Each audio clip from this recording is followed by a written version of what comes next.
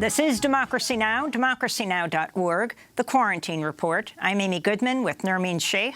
Just days ahead of Election Day, chief executives of Facebook, Google, and Twitter were grilled on Capitol Hill about how they moderate hate speech, extremist content, and election disinformation, including tweets from President Trump.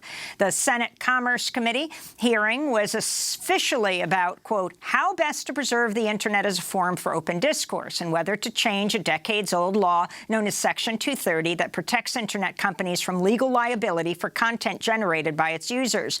But most Republican senators focused on allegations that the platform systematically censor conservatives. This is Republican Senator Ted Cruz of Texas questioning Twitter CEO Jack Dorsey. Mr. Dorsey, who the hell elected you and put you in charge of what the media are allowed to report and what the American people are allowed to hear? And why do you persist in behaving as a Democratic super PAC, silencing views to the contrary of your political beliefs? We're not doing that. And this is why I opened this hearing with calls for more transparency. We realize we need to earn trust more. We realize that more accountability is needed to show our intentions and to show the outcomes. That's Republican Senator Ted Cruz questioning Twitter CEO Jack Dorsey virtually.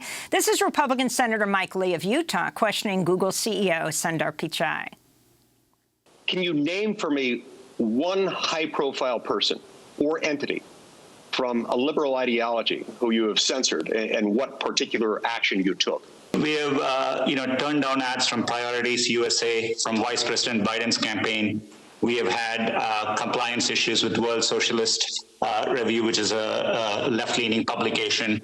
We can give you several examples. There is a disparity between the censorship, and again, I'm using that as a term of art as I've defined it a moment ago, between the censorship of conservative and liberal points of view, and it's an enormous disparity.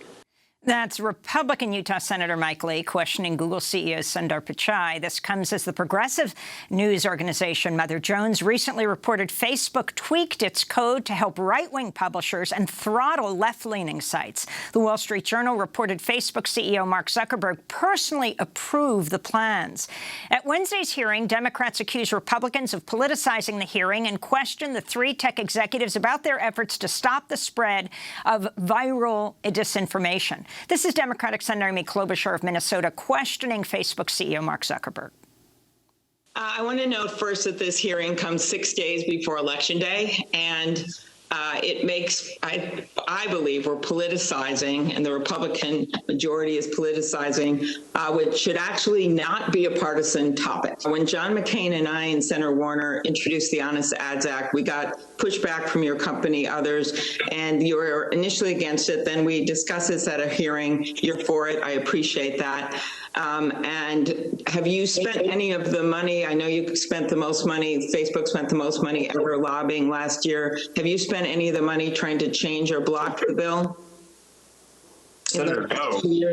In fact, I've endorsed it publicly, and we've implemented it into our systems, even though it hasn't become law. I'm a big supporter. Have you done anything in the past to try to change it? No. Have you done anything to get it passed? Because we're at a roadblock on it. And I do appreciate that you voluntarily implemented some of it, but have you voluntarily implemented the part of the Honest Ads Act where you fully disclose which groups of people are being targeted by political ads? Senator, we have, I think, industry-leading transparency around political ads, and part of that is showing which audiences, in broad terms, ended up seeing the ads. Of course, getting the right resolution on that is challenging without it becoming a privacy issue, but we've tried to do that and provide as much transparency as we can, and I think we're currently leading in that area. Mark Zuckerberg, CEO of Facebook. Well, for more, we're joined by Ramesh Srinivasan, professor of information studies at the University of California, Los Angeles, UCLA, where he directs the Digital Cultures Lab. He's the author of the book Beyond the Valley: How Innovators Around the World Are Overcoming Inequality and Creating the Technologies of Tomorrow. Professor, welcome back to Democracy Now! It's great to have you with us. Why don't you first summarize this hearing and what you think is most critical, what was raised and what you think was most problematic? here. I think what we see is astonishing timing being pushed forward by the Republicans and the administration. Note, Democracy Now! Itself covered this just a few days ago, the antitrust or the regulatory potential action pushed forward by the Department of Justice against Google just a few days ago.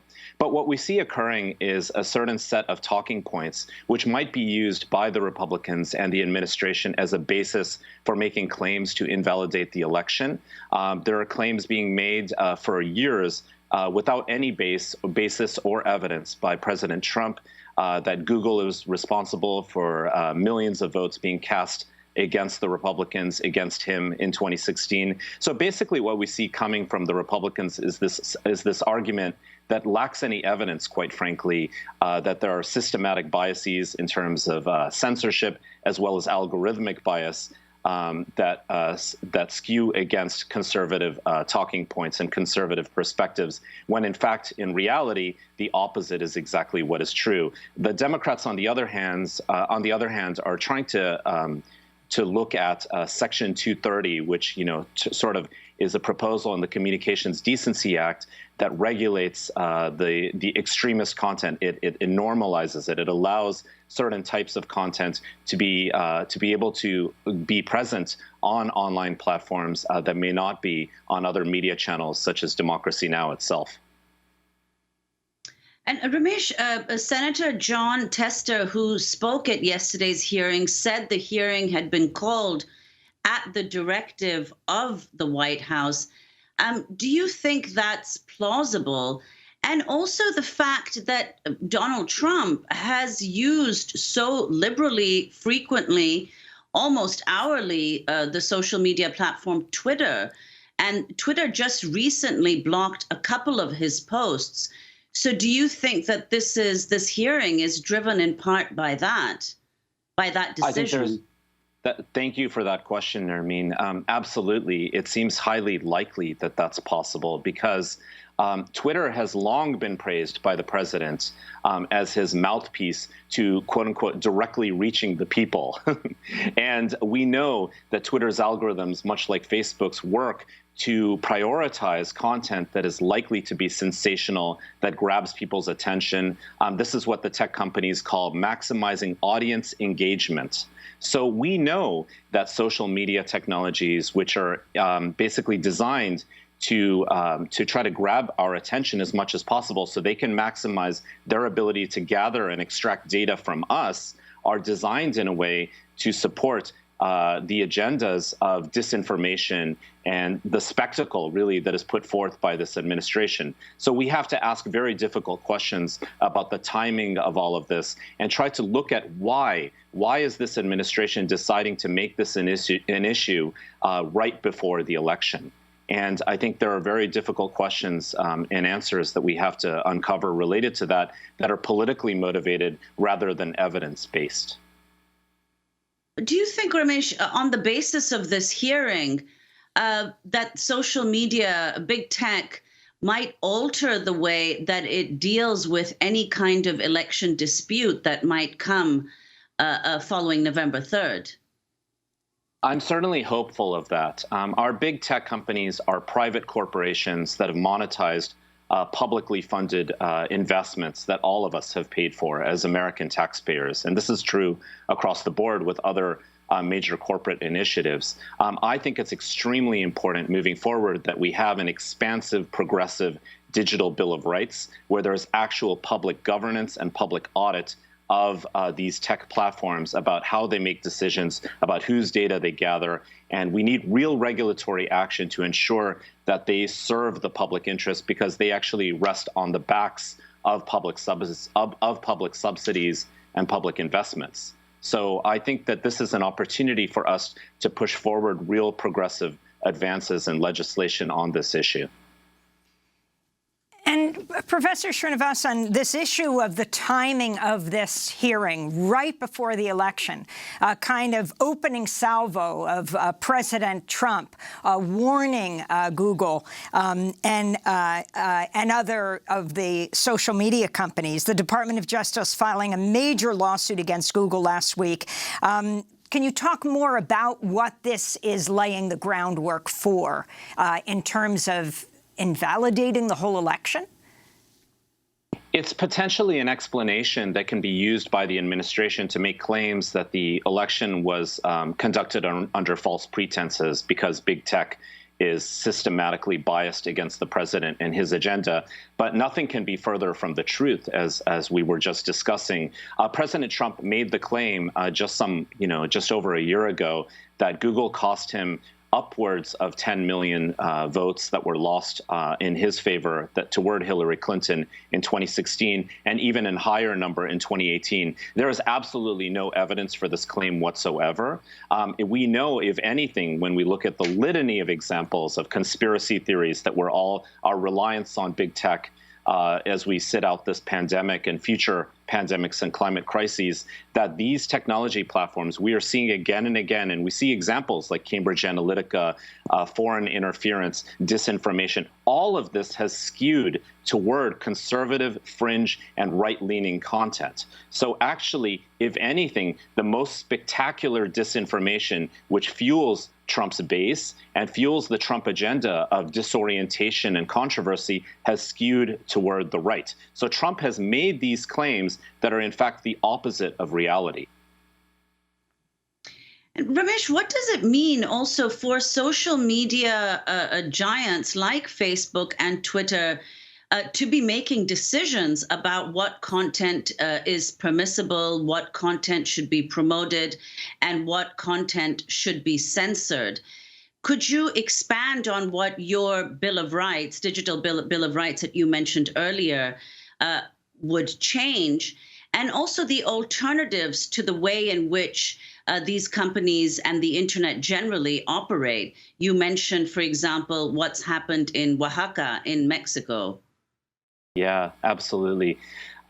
Absolutely. You know, what we've really seen occur is the private takeover of corporations that are valued at, we're talking about nearly $1 trillion for each of these big tech companies, and in some cases more.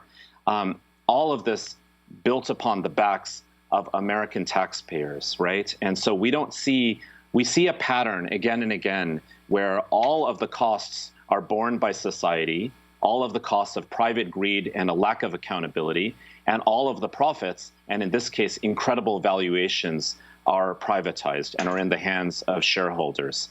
And so this is a great opportunity for us with this digital Bill of Rights, or just more expansive, progressive, peoples-based legislation, for us to really fight for a digital world that also returns value to all of us as citizens, but also all of us as workers, the working class, the middle class, and so on. And that is the opposite of what is occurring, Nermeen. What we see occurring are platitudes that are offered to us, generally speaking, by the tech companies. We see a little bit more movement by Jack Dorsey in this last round, but not a lot. We see tech companies pretending, private tech companies pretending like they are the internet, when in fact they are private corporations that rest on the backs of the internet. We saw Sundar Pichai from Google do that, kind of make that kind of claim again and again. What they usually offer us is better AI, and we'll fix the problem in-house and we will be collaborative. But there's almost never any specifics. There's almost never any real transparency, as we just saw in these clips. There's almost never any audit. So what we need in a real progressive movement toward transforming tech in the public interest are things like digital public infrastructure. We need a universal jobs guarantee. We need AI systems, if they are to be used at all, to be built and designed by we, the people, especially groups like, for example, movements like Black Lives Matter should take power over whether we use facial recognition and AI technologies. So what we really need is a transference of power and governance in the hands of people. And so this gives us an opportunity, as we see big tech spectacularly fail again and again and again, and now be used as some sort of punching bag for this right-wing administration that relies on an absence of evidence. We have an opportunity to completely invert the system and transform it to support not just corporate welfare, but actually all of our interests as Americans. And we're talking about the wealthiest companies in the history of the world. We are reliant on big tech platforms and big tech companies more than ever, as we sit out this pandemic, and we see handouts, not just by Republicans, but by Democratic administrations, as you all have covered on Democracy Now, to big tech companies, as if somehow we are just giving them a blank check without any governance or oversight or real accountability to just basically technologize our future in whatever ways they choose to do so.